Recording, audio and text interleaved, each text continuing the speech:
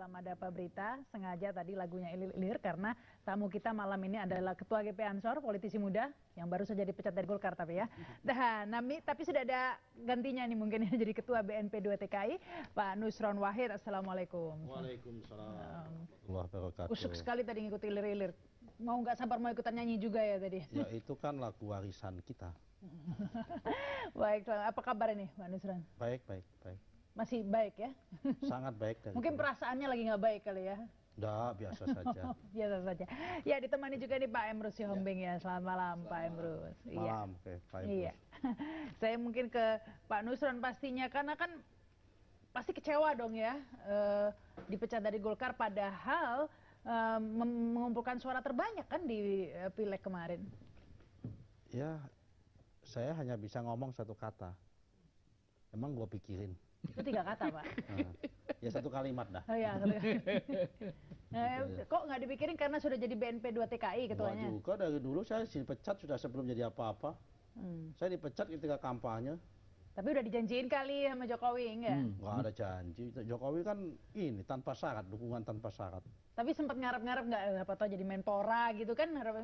Kan tokoh muda ini mestinya Menpora loh. Nggak juga. Nggak juga, nggak ngarep-ngarep juga enggak. Tadi kenapa dulu tuh kok mendukung Jokowi? Kan konsekuensinya sudah tahu dong ya. Ya kan kita hanya ada 2 pilihan. Pilihan saya ya kalau yakini bahwa ini bagi saya lebih baik itu aja. Tapi sadar dong konsekuensinya nanti bertentangan atau berseberangan dengan garis partai. Ya biasa lah itu. Kalau soal kayak gitu kan biasa. Orang di Indonesia itu kan hanya ada 2 pilihan, Pak. Kalau nggak pahamnya salah kan salah paham. Gitu. Ini kok jadi inget kayak wawancara Gus Dur nih, jadi ngomongnya pendek-pendek. Lah memang kita gurunya Gus Dur gimana lagi?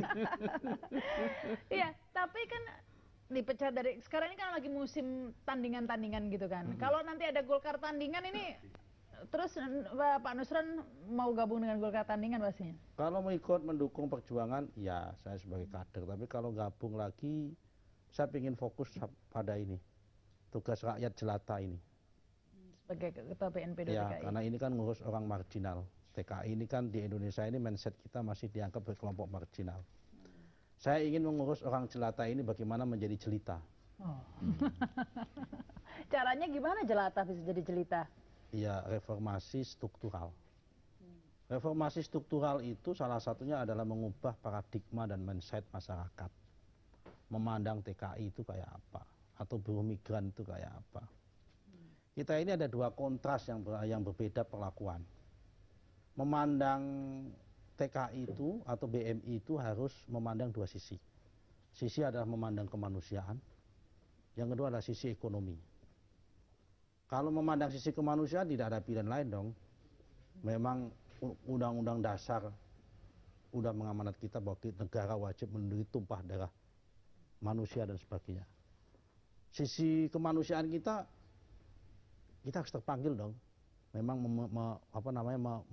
membantu orang yang marginal atau membantu kaum mustadafin, bahasanya begitu. Dari sisi ekonomi, TKI ini mendatangkan uang bagi negara. Sama halnya dengan investor. Kalau foreign direct investment atau investor yang datang secara langsung, ya kan, foreign direct investment, yang investor mau datang ke Indonesia, itu dia minta syarat-syarat tertentu. Ada insentif pajak, minta tax holiday, minta infrastruktur dibangun, listrik dibangun, jaminan gas energi dibangun dan sebagainya, minta pelayanan 1 atap dibangun, minta ketemu dengan presiden dibangun. Total foreign direct investment di Indonesia ini, yang di BKPM, paling-paling hanya 25 miliar US dollar setahun. Paling-paling, ya kan? Tapi TKI ini dari aspek ekonomi juga sama, membawa uang ke Indonesia, dari luar ke Indonesia. Jumlahnya antara 10 sampai 15 miliar US dollar.